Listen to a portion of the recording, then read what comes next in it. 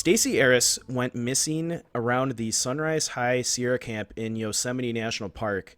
And Joe, Yosemite is, we've talked about Yosemite in a past episode, and this is by far probably number one on my list of national parks right now to visit. Yeah, I'd say mine too. Yeah, and I think if we're, I don't know if you're coming with or not this August, but we're still planning to head out there for kind of a hike and then a little party that weekend. Oh, I'll be there for the weekend part for sure. Yeah. I have to see if I can make it for the hike before the party weekend. Okay. Well, the party is obviously, you don't want to miss that, but the hiking will be a lot of fun too. I think we're going to try to hike the chains on Half Dome. I believe it was episode 5. Another gentleman by the name Michael Allen Fissery went missing in Yosemite National Park. So if you haven't already listened to that episode, I would listen to that one too once you're done with this. But Yosemite is in California, and it's a pretty old park. It was established on October 1st, 1890, and it's big. It's over 747,000 acres, or 1.1 million square miles, which, if you can think about that, that's about 5 times larger than Chicago. So it's a massive park. Huge. Yeah, it's huge. And it sees a ton of visitors every year. So they average about 4 million people a year. So, and 3/4 of all those visitors happen in kind of the same time period. So you're talking your June, July, August time frame. So it's a really busy park, but thankfully it's a big park. So there's a ton of places to hike. Some cool facts about Yosemite. It is home to one of the tallest waterfalls in the world at over 2,425 feet. Yosemite Falls is, I guess, it is the tallest on the planet. So definitely something I hope to see if we get out to Yosemite this summer. Is that the one that is like you can see the firefall where like the light hits it certain way and it looks like it's like lava pouring over the edge? Yeah, they call them moonbows. Moonbows. Okay. Yeah, well, I think...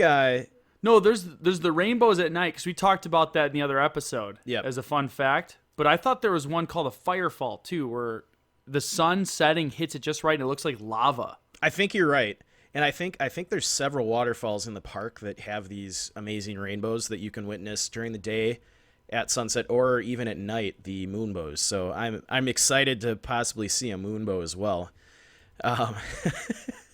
So Yosemite Park was the first area of land set aside by the U.S. government for preservation protection. So that's a cool little fact.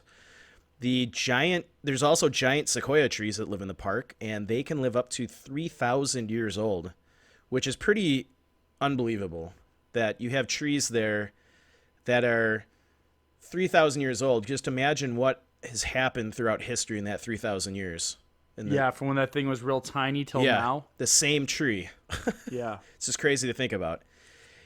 Famous writer, a lot of you probably know of him, John Muir, was a naturalist and the founder of the Sierra Club.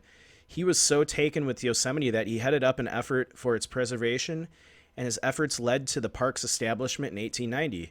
And in 1903, President Theodore Roosevelt toured Yosemite with Muir, and in 1906, the park came under the federal government's control. So John Muir had a very influential role in getting this park set up and preserved. So it's pretty cool. And obviously Theodore Roosevelt, I think, Joe, that's one of your favorite presidents, if I recall. I mean, he started the Park Service, basically. Yeah. So a pretty cool history of the park. A little in-depth information on its climate. Yosemite has what people call a Mediterranean climate, meaning most of the precipitation falls during the mild winter, and the other seasons are nearly dry. Less than 3% of the precipitation falls during the long, hot summers. So it's definitely a park. If you're going hiking in the summer, you're going to want to make sure you either have a lot of water with you or you've got kind of a map marked with all the spots you can fill up. And that's just neat for hiking too, because rain just makes it so much more difficult when you're camping. Yeah, and especially for people like us where we have to travel sometimes across the country to go hiking. You're there for 1 week, and you kind of play the weather lottery, hoping. Yeah. You remember our first trip to Glacier. Yeah. It was just a rainy, it was raining soggy mess the whole time, and it was still a really cool hiking trip, but it just makes it miserable. Yeah. So yeah, like I said, the climate is pretty hot and dry in the popular times that people go hiking. So, bring a lot of water, or have a map with where you can fill up on your hike, which I think is pretty easy. There's a ton of little lakes throughout the park, so that shouldn't really be an issue.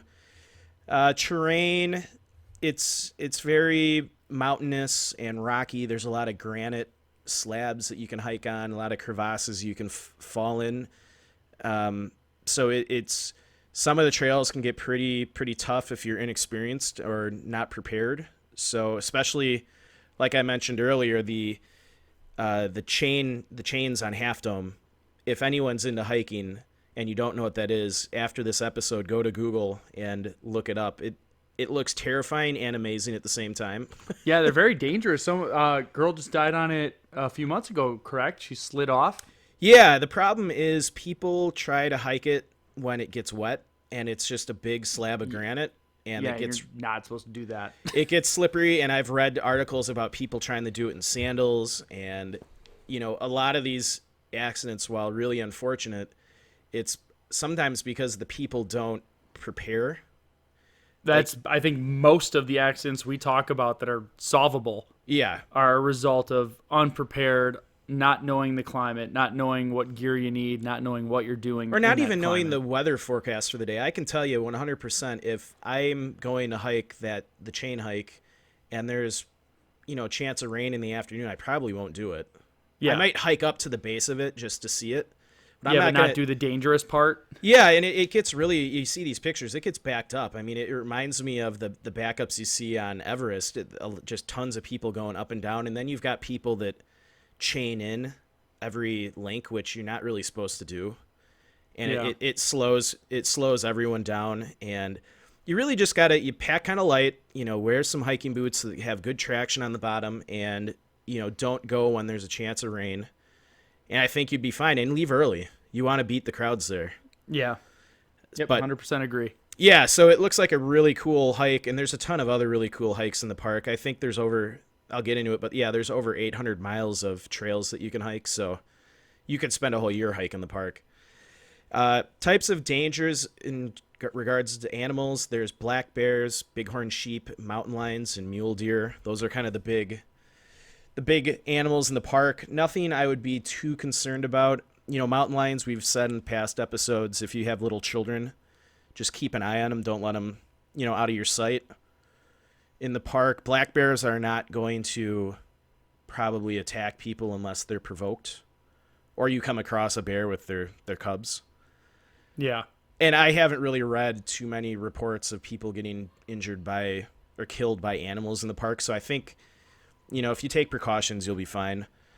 Yep. Like I said, the terrain, it's wooded, granite, lots of water and shelter, lots of people. 800 miles or 1,300 kilometers of trails are available to hikers. Everything from easy stroll to challenging mountain hikes, and or you can do overnight backpacking trips. So obviously one of the most popular trails leads to the summit of Half Dome, and I already knew this, but you have to get a permit to hike it during the day. So don't go to Yosemite and just start hiking towards Half Dome thinking you can go up it. You have to get a permit to go up the chains. I'm sure people climb it all the time without a permit, but here at Locations Unknown, we like to follow the rules. Yeah. Absolutely. Yeah, and they only select a maximum of 300 hikers by lottery, and you can get a few of them in advance. Otherwise, we signed up for, a bunch of us signed up for the lottery. None of us got it, so you can still try and go there the day of and get permits at the ranger's Yeah, you office. look for people who are canceled. Yeah, and I think we'll have a good shot this year because I've heard from people, a lot of the visitors to the parks are foreigners. And with the coronavirus stuff going on, a lot of the foreign travel has pretty much, ended for the short term. So the park probably won't be as busy as it normally is. But I guess we'll see when we get there. All right.